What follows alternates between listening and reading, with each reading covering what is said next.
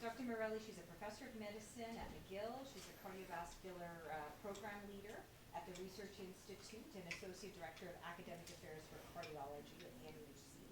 She's a health service researcher, and her focus is congenital heart disease from birth to old age. She's been working in this area clinically and research-wise for many, many years.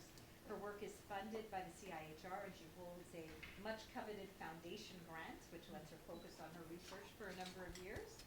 And she also holds grants from the Heart and Stroke Foundation of Canada, the FRQS, and the NIH in the States. So she received reports of intervention from the McGill Office of Technology for the mod unit Congenital Software, and see, I'm just reading, and for Congenital Clinical Informatics System of Congenital Heart Disease. This is all good stuff. It's all good stuff. Yes. It doesn't have to be repeated. We are amongst friends. Thank you very much, Kaberi. I'm very happy to be here and talk about this because I think it really showcases the kind of intersect that we find within our research community. And although I have been doing congenital heart disease for quite some time, I've learned a lot about congenital heart disease. It's applicable to other disease models. I am extremely privileged to lead the cardiovascular research program across the lifespan. It is a program with some really outstanding researchers, so it's not very hard to lead. And really, I just want to start out by sort of locating the kind of work that I'm doing in this schema.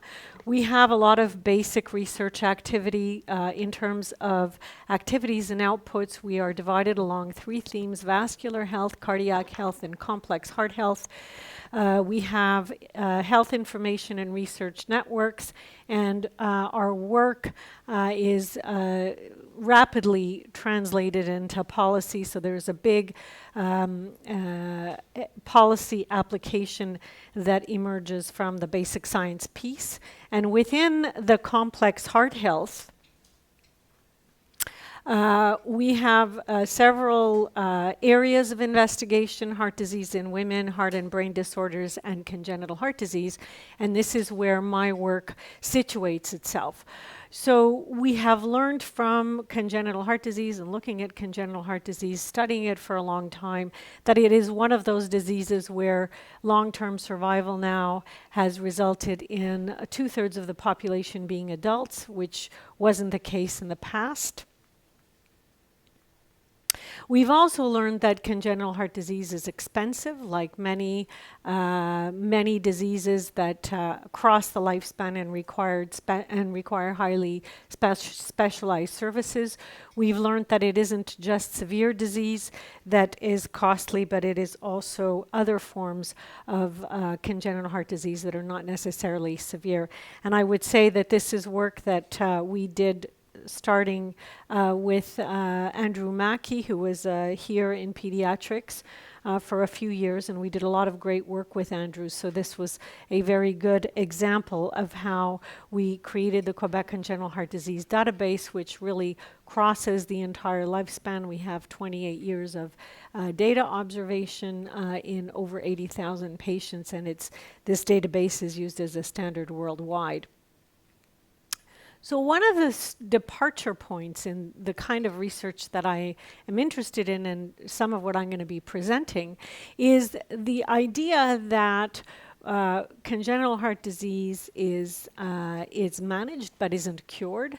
And when we look at what's happening in across the world, and this is data which we contributed to this paper, looking at the distribution of congenital heart disease across the globe and seeing that really it is in industrialized countries that we have more adults than children. And interestingly, even though most of congenital heart disease worldwide still exists in children, that's not where we have the money. So we have a lot of money going towards this end of the spectrum where we have industrialized countries, and unfortunately we're not doing very well with that money. So the question then becomes, how do we do better with judicious allocation of resources? And one of the areas that we're interested in is transition in care, and this disease model really reflects that. Transition in care is transition in care across health systems, disease states, and age, and particular risk factors to gaps in care where the links are broken are vulnerable populations, poor access, and high cost care, which is exactly where we find ourselves. So transition of care, which is usually taken to mean attrition, which is usually taken to mean transition from pediatric to adult care, is one of those linkage points which is quite vulnerable. And this is a paper that in which we showed attrition of care as patients progress from pediatric to adult healthcare systems. So then we became interested in complex health services interventions and in asking ourselves, how can we improve delivery of care for complex processes such as transition of care? And here you see that you have a provider, you have a patient, you have a provider, you have an outcome, you have a complex intervention, and you have multiple points in which these interact. And this is a model which we adapted for transition of care. And so we talked about the care providers, which of course straddle pediatric and adult congenital heart disease services. In this particular model, we were focusing on psychosocial health, physicians, nurses, psychologists, patients and families, and then looking at outcomes, both individual and systems, and then starting to think about health services intervention, which were electronic based, or which could be considered e-health tools, which is what this particular grant was about, the EHIP application, where we could come up with complex care interventions with using e-health platforms. And I must say that as a health services researcher, it's been very gratifying to be part of the explosion of e-health interventions, because now we actually have interventions for the first time that are not necessarily medication or interventional based.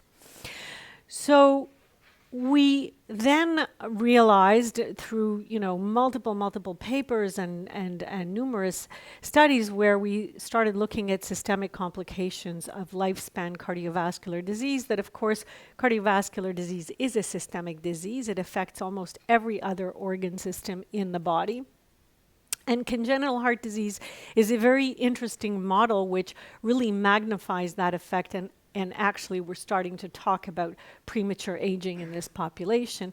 And this was a model which we created to show that congenital heart disease starts at birth, of course, and then we superimpose acquired cardiovascular disease, and then we propose the idea that, of course, even though neurodevelopmental abnormalities of the brain can occur from birth to as the patient gets older, at some point the brain is developed, so we can't talk about neurodevelopment anymore, but we talk about acquired cerebrovascular lesion burden, and we talk about possibly early cognitive decline, which is an area that we're looking at.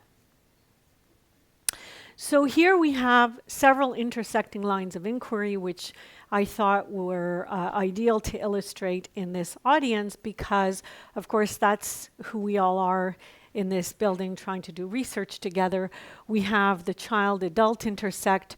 We have health services and policy, because, of course, the kind of research we want to do has to be intimately linked to something that is actionable and translatable into policy. And then we have the heart-brain axis as one of the examples of where we have systemic disease complications.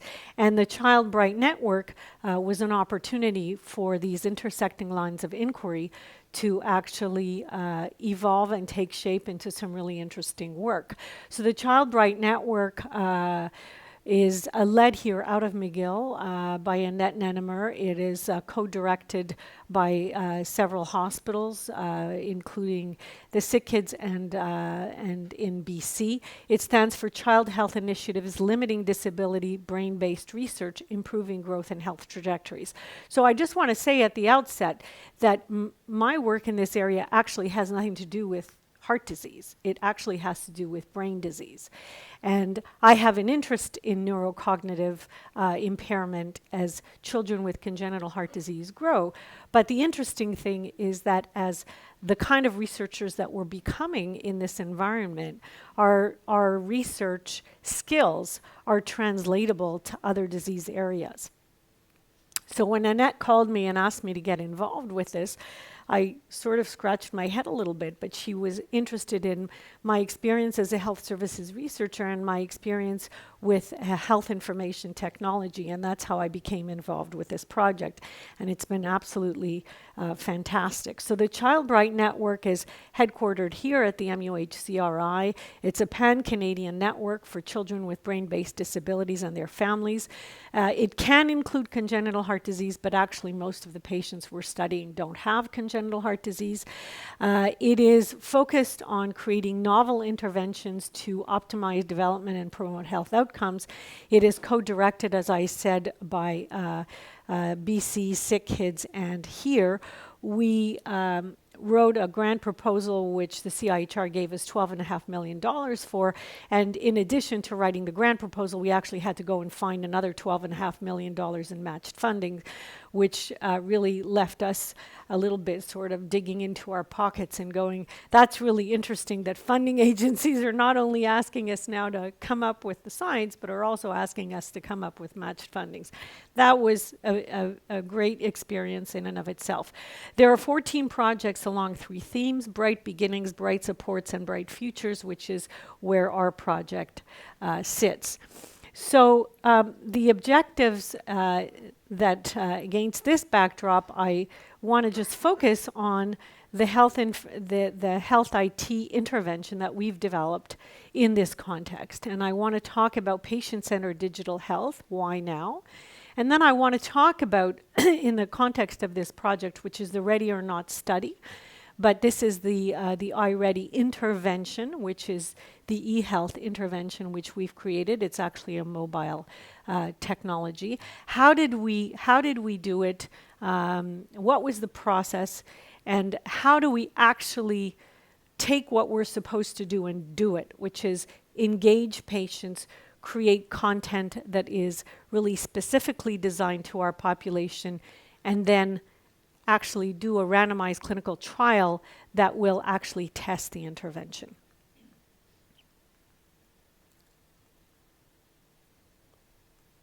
Okay, so what is digital health? Digital health refers to advanced electronic communication and monitoring to exchange health information. That's really all digital health is. It can be tools that are patient-facing, it can be tools that are clinician-facing, can be tools for healthcare organizations, including things like dashboards in hospitals. Digital health is not a modality of care, but it's a tool that bridges gaps in existing care delivery systems. And so that becomes extremely important for diseases such as the one that I've been interested in, which is a lifelong disease. And increasingly, digital health tools are being used for healthcare interventions. So if we think a little bit about what is the opportunity in diseases like congenital heart disease, we have a model where we have recurrent episodes of care. We have episodes of care. So we go ER, hospital, ICU, day hospital, home. The patient and the family are always at the center of that. But in a disease that occurs over the course of a lifetime, these episodes of care become recurrent. So they're not single, but they're recurrent. And in a disease that starts at birth and goes to death, that occurs recurrently as the patient ages. And I'll just say that, just a little call out to my team here, that what we're doing now is we're actually, in a future phase, we're actually looking at mapping trajectories of healthcare using AI and pulling in data from health services research, digital health, and genomic information. So this is kind of where we're going. But here we start with something that looks like this. And when we think about the differences between disease states, chronic diseases are those that occur at any point during a person's life and are treated but not cured. Lifespan disease occur during infancy and childhood. They permit long-term survival with a variable amount of disease burden. And in both cases, the conditions are treated but not cured. So the disability is managed, but it's not abolished. And this is where a larger number of the diseases that we look at, whether it's metabolic conditions, diabetes, many other diseases, cancers, this is where we're at. And in this particular institution, which is the MUHC, our mandate really is to focus on complex multi-system diseases. And so we're really surrounded by this kind of disease model. And therein lies our challenge. So patient-centered care, why now? And, you know, when we talk about patient-centered care, a lot of people think, well, it's great, you know, we're engaging patients, we're finally listening to patients, we have patient-reported outcomes, we're engaging patients in research, we don't exactly know what that means, we don't know what the outcome is, we don't know if it helps, but it sounds good, we're actually engaging patients. The question is, why are we doing it now? So this was a chapter that we published for a book where we actually wrote with patients about patient engagement and health information technology, and the fact that we are really at a very, very important convergence point where patients are becoming informed and where they're bringing this information back to us. And we have an opportunity to engage them. And why do we want to do that?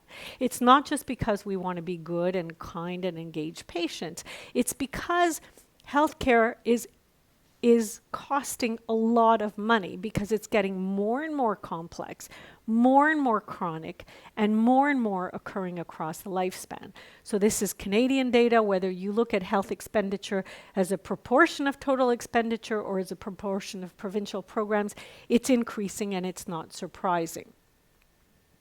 So if we come back to this model, what we realize is that what stays between these recurrent episodes of care is the patient and family at home in real life and in real time. So there's an impetus to actually engage patients for economic reasons. And, you know, when I've gone to other parts of the world, like India, where there's really very little health, and I don't know if Madhu is here. She's not here. I don't see her. But it's quite remarkable how for things like cardiac surgery, which is very expensive, the way they're cutting back costs is by engaging patients and family, cardiac surgery in children with congenital heart disease. Lots of innovation going on where they're creating digital tools to help patients and families care for the babies and for the children at home in order to decrease costs sufficiently to actually run the program. And I've heard some absolutely mind-blowing examples of real patient and family-centered care where we can actually do that and engage patients and family. So there's a real rationale for patient-centered care, for involving patients and family at home, because it is the patients and the family that hold that burden for the largest amount of time over the course of a lifetime when episodes of care are recurrent and they occur either in chronic disease or in lifespan disease. So staying alive is expensive, and it's expensive for the healthcare system, and certainly in my area of work in congenital heart disease, it's very expensive. We have invested a huge amount of money in some of these kids. They come to us at age 18, they've had 5 and 6 heart operations, and then the question becomes, you know, how do you keep them going?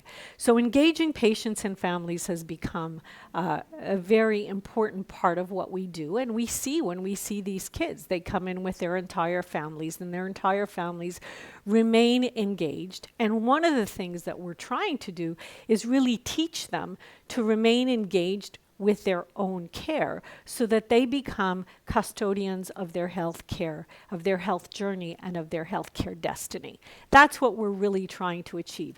And at the end of the day, it is going to be up to those patients to really advocate for themselves. So the overall objective with this particular study is to improve transition of care as the outcome in highly functioning youth with brain-based disability. So one of the policy pieces in Canada is that you can't change the age of transition. everybody gets transitioned at age 18. And it's a huge problem because you can imagine with kids with brain-based disabilities, or even kids with cardiovascular diseases, or even with kids with diabetes or cancer, they may not be ready to transition at age 18. But we don't have a choice. We have to transition them. So this particular health intervention is really designed to try to improve readiness for transition. Since we can't change the age of transition of care, what we want to try to do is improve readiness for the intervention. And so this is a very dense trial. It's a very dense study that has several phases. I'm leading phase 1. The randomized clinical trial is being led by one of my co-PIs, who's Jan Willem Gorder at McMaster's, and that will consist of the randomized clinical trial. And in phase 1, what we've done is we've actually developed the app from scratch. So phase 1 is expected to deliver a first-in-human population-specific e-health prototype.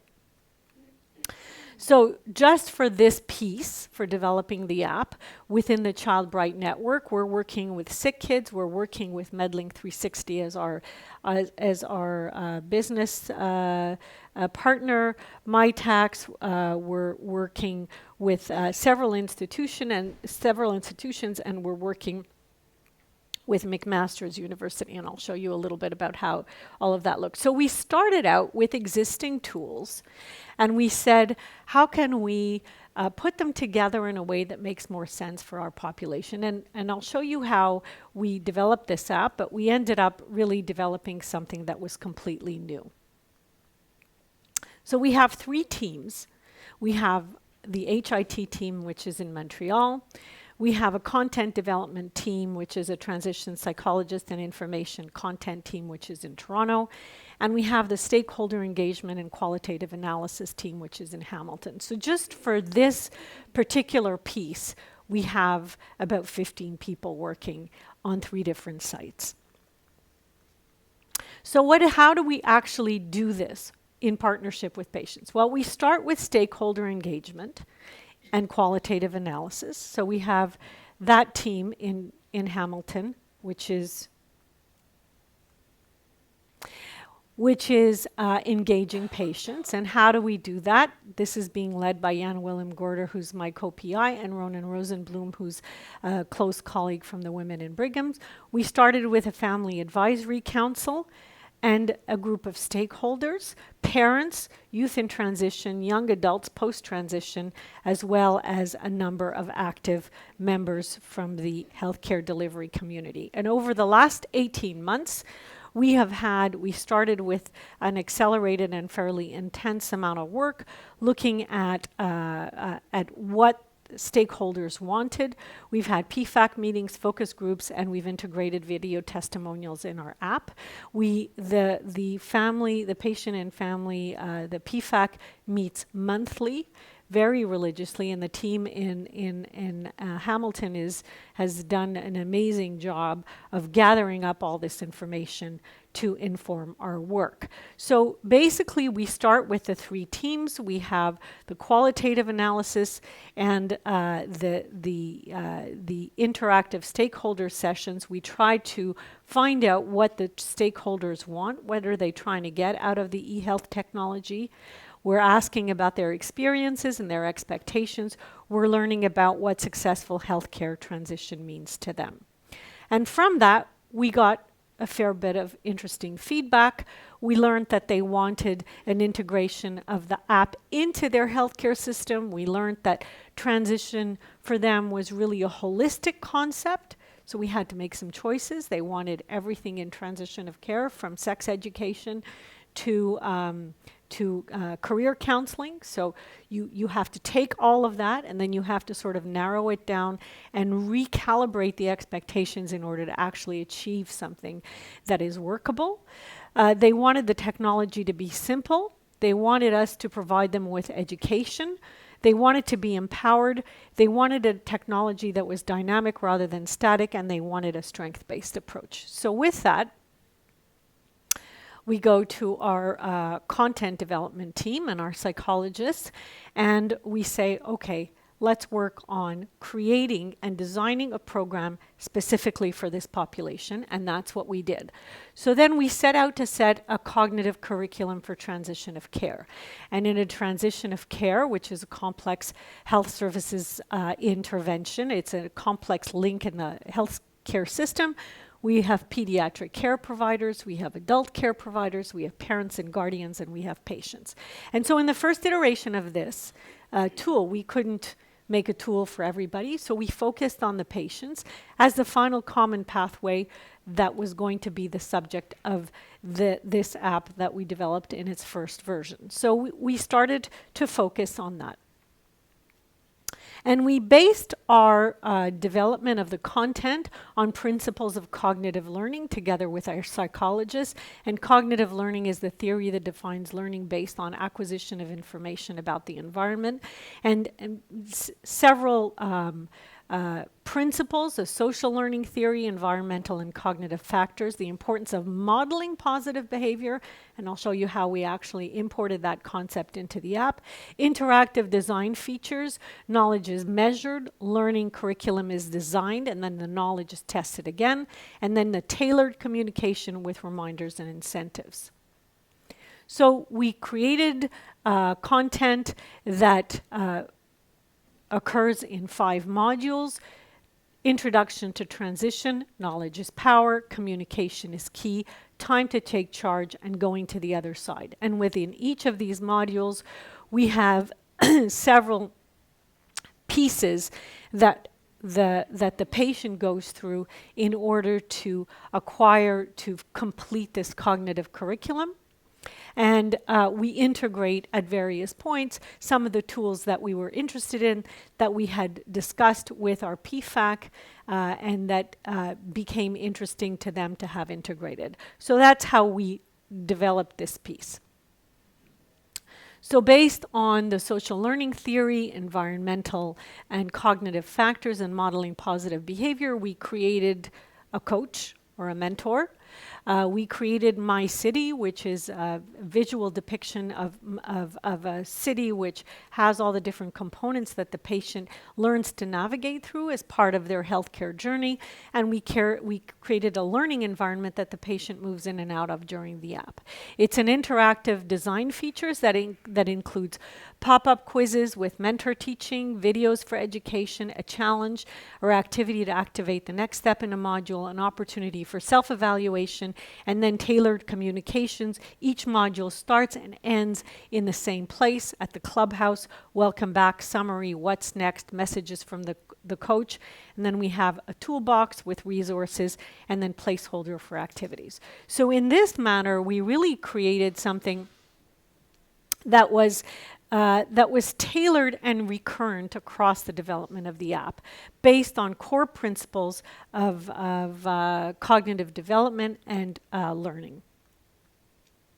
So then once we created this, so we got the input from the stakeholders, we then went to our content development team. We developed this content in a very systematic way based on core values and principles, and then it came back to us, and we were the health IT team working out of Montreal to integrate all of that. And this just shows you all the different time periods that we've been working with, and it's actually quite miraculous. We're about to launch the entire app. It's taken us 18 months, which is a very short amount of time for a tool that's specifically designed for this population. So how do we do that at the HIT on the HIT end? Again, relying on core principles of HIT development, so that we're not just shooting in the breeze, and we actually have process for every piece of this app development.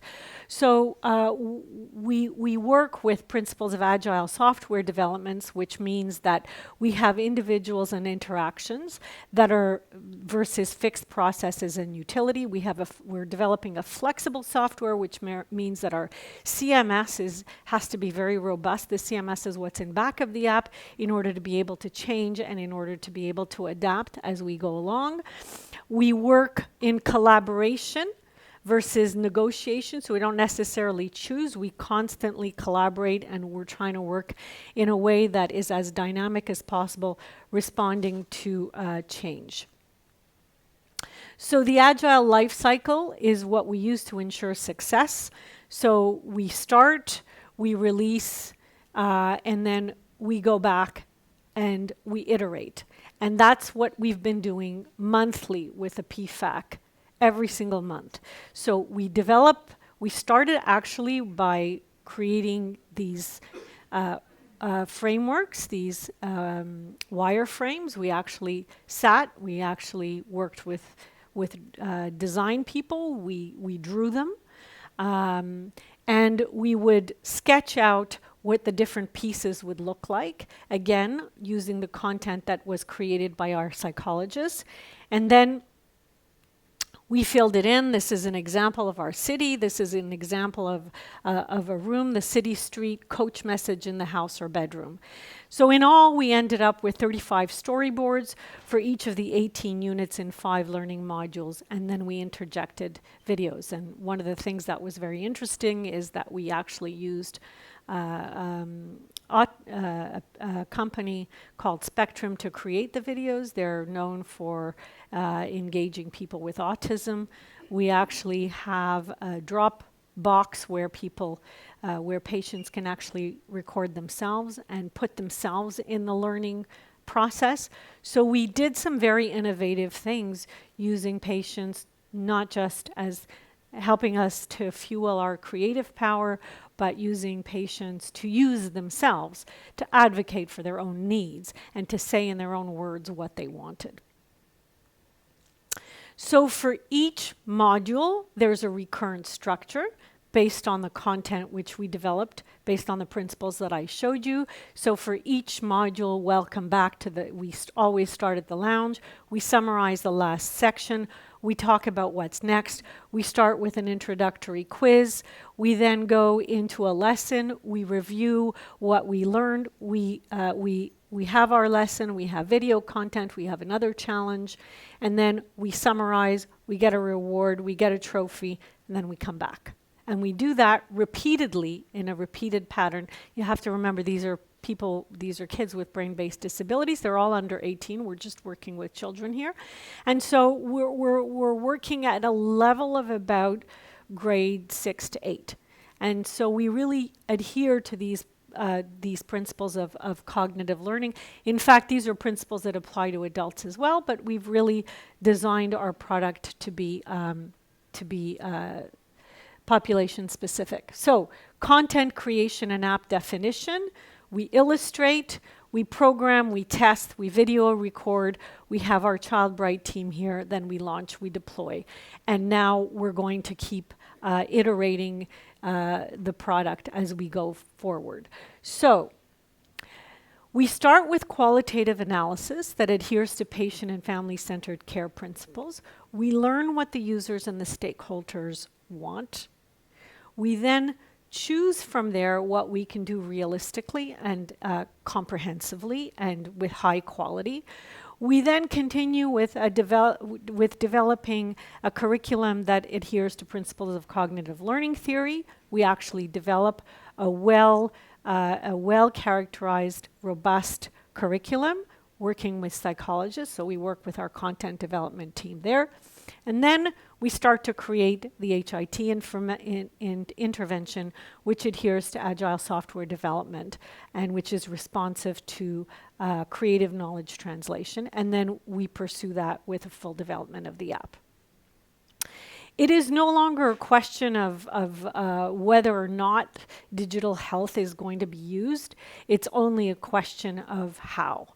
I think there's no question, and for me as a health services researcher, it's very exciting because, as I said, for the first time, we actually have tools. We have intervention tools that are different from medications or surgical or non-surgical interventions. These are tools that can actually be introduced to impact outcomes. And this is just a dashboard which shows the progression of the using HIT over time. There is still a lot of evidence that needs to be developed to know if this works, how it works, what outcomes can be improved, and to what extent. But there's a growing body of evidence that the experience of using digital health in terms of quality, safety, and efficiency is positive. So in summary, patient and family-centered digital health tools are being increasingly used to mitigate care gaps. There's a these are substantially relevant for patients with chronic or lifelong care needs. We've shown how we can develop an app in a research setting. So this is very different from developing an app in a commercial setting. This is a research setting. So we adhere to very strict processes of research, whether it's any kind of research. There are always processes of research that we adhere to. And ChildBright is an example of a highly effective network where patients and family members are engaged. And I've shown you how we've done that here. The next phase, now that we've just about finished the app, it's going to be fully delivered by the end of this month. We've already started some usability testing. The next phase is a randomized clinical trial. So again, we need to have evidence to show that this works. So here we're working with 4 centers across Canada, and we're going to have a randomized clinical trial with 2 arms, which are the standard of care and exposure to the app to see if we can improve transition outcomes. This is who we are. Just in this very small group. This is a very first small group. It doesn't include all the other investigators that are in the other 4 sites. So you can see how much work and how many people are involved with doing something like this. And as I said, this is summarized, what I've presented summarizes just the work in phase 1. So at 18 months, which is about where we want it to be, we're going to be starting this randomized trial, standard of care versus the intervention, and we continue on with the HIT team to collect the IT information, analyze it to determine usability, to determine patient experience, and to determine how we can change and continue to modify as we go with the kind of technology platform that we've developed. So this is some of our members here locally and our core members. And now I would like to play a little video presentation, but I don't know, our sound has been a little bit off, but let's see if we can try to get it and if you can hear something. Transition from pediatric healthcare to adult healthcare is a complicated process that requires a good understanding of the healthcare system, self-management skills, motivation, and strong perseverance. When it comes to patients with brain-based disabilities, it becomes even more challenging. Not being prepared is a cause of medical complications, increasing visits to the emergency room, and lower quality of life. Consequently, there are increasing and unnecessary costs to the healthcare system, and, importantly, a poor experience for the patients and family members. In Canada, transition of care from pediatric to adult health care systems is mandatory by age 18. But can we expect patients to be ready at that time? We believe that transition readiness is the key. If we cannot change the age of transition, can we change the transition readiness?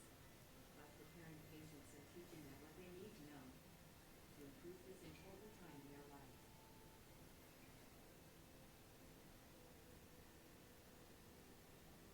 My Ready Transition app is an innovative e-health intervention for youth to improve education, navigation, and empowerment. Together we will improve transition readiness.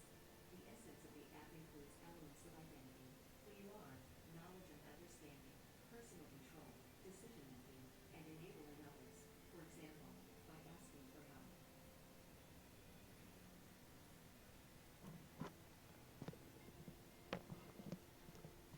My Ready Transition app aims to teach adolescents with brain-based disabilities to learn how to navigate through the adult healthcare system, providing them with the skills they need to gain more independence. It aims to empower the patients to become engaged in their care.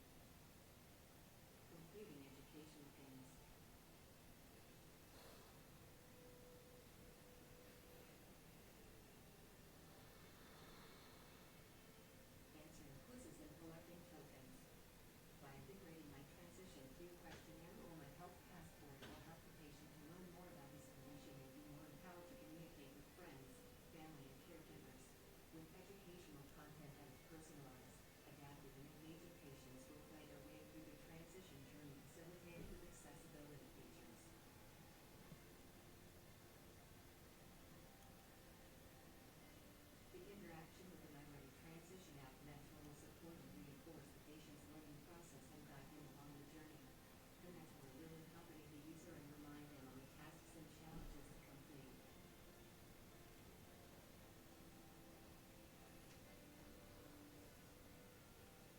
Take the challenge and find out what is on the other side of the route. Welcome to the journey to the city.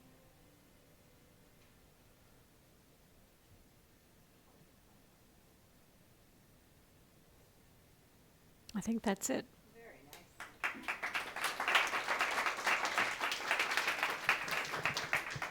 nice. Time for questions. What a great start. Go ahead. Questions? Comments? Compliments? That was very well done, incredible. A lot of work, big network. So I'm curious. I was convinced that there's this problem with transition. How did you go about identifying that this intervention is addressing the problems or gaps that are creating this transition problem? Did you identify people who successfully and unsuccessfully transitioned and ask them what worked, what didn't work? How did you identify that this is the solution? Or that So that's a good question. I think, there's a whole body of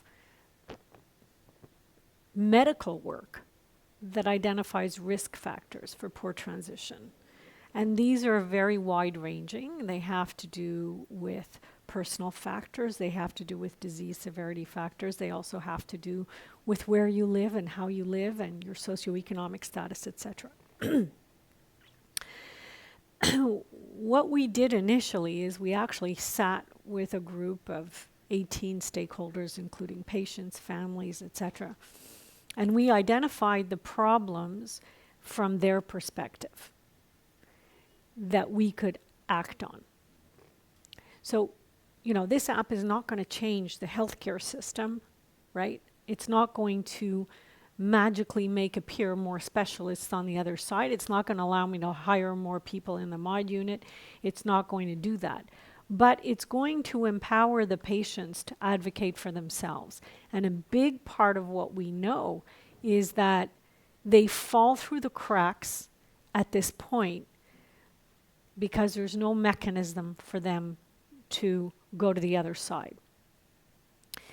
Because of a reduction in costs, the few transition nurses and psychologists that had been put in place in big centers like Sick Kids have now been dropped. So the idea actually started with myself and a psychologist who I work with in ACHD, and we were sitting there doodling some pictures, and I said, Adrian, if we could take you and put you in a bottle, like a genie, except today our bottle is the app, that would be awesome, because we don't have money to hire people across the country. So that's what we did. That was the initial idea. And it's not, MedLink 360 they have healthcare coaches. They have actually a very interesting website if you go and look. They have healthcare coaches for all sorts of disease models. And we have to find a way to help people access care when they need it, and we have to find a way to help people stay in the community in a more stable condition. That's the only way that we're going to get through this explosion of chronic diseases. There's a lot of applications in respiratory diseases. There's a lot of transitions that occur that are probably not well managed.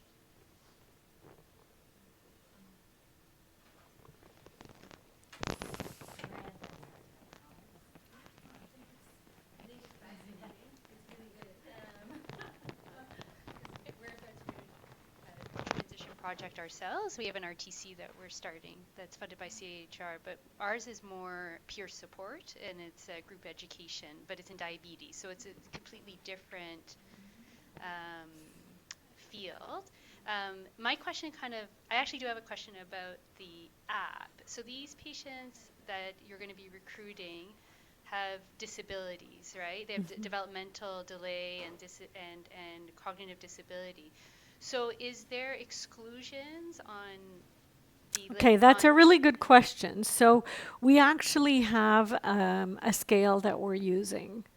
So it's actually a scale that was developed by one of the PIs to ensure that we were testing above a certain level. So obviously, this is, when we get through all of this, which will be like version 10, it's still version 1.0. So we have to start somewhere.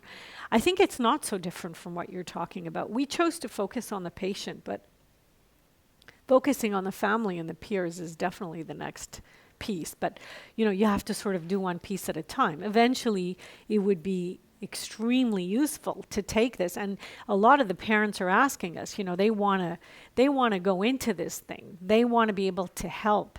They want to have their own space where they can access health information, etc. But you have to start somewhere. You can't, if you try to do too much, then you do it poorly. Peers is a great idea because it's extremely important, especially in certain age groups. And then eventually you sort of migrate over to a different part of the healthcare family. Yeah, because one of the challenges, I think, particularly for kids with developmental delay, the ones that are severely delayed is the families and the parents, because when they get transitioned or transferred to adult care, they kind of lose that medical home.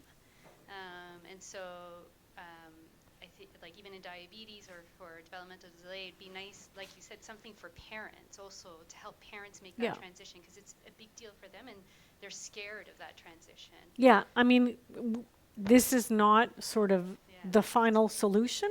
It's one piece of the solution. And I don't know what we're going to find in the randomized clinical trial. We're going to find out, and if this doesn't do it, hopefully we'll find out why, because that's the kind of information we're collecting, and we'll be able to work with the CMS to adapt it and make it better.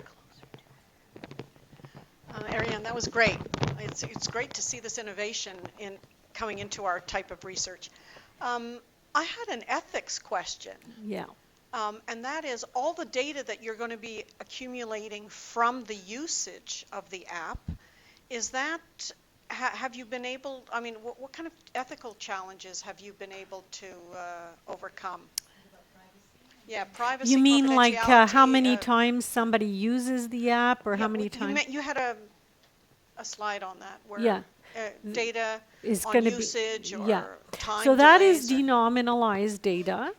And at the beginning of the app, there's kind of a disclosure and there's a choice. So patients can choose that they don't want to share their data. But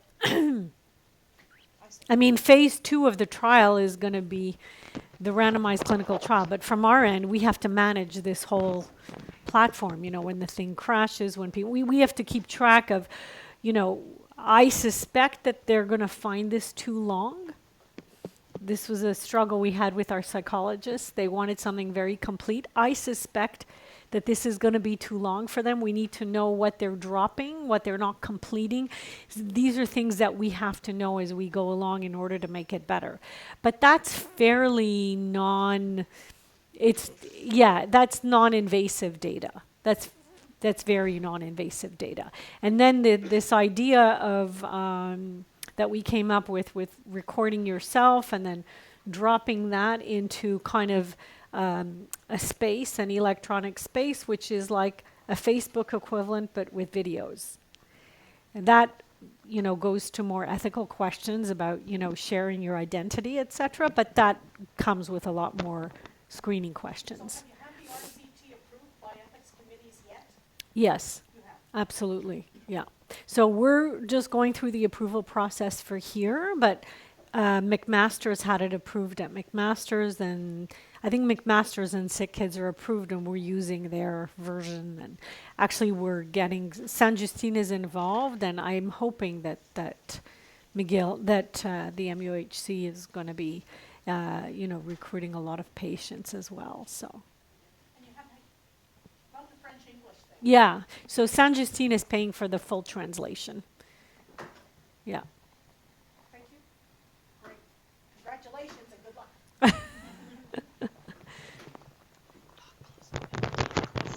What a great opening to our sessions. And I think we're really entering a different era on a number of fronts. So one that comes to mind is traditionally, our famous common CVs have lists of publications and lists of grants. And I can see a time now coming where there's another list of outputs, and it's apps and web-based resources and different types of delivery products.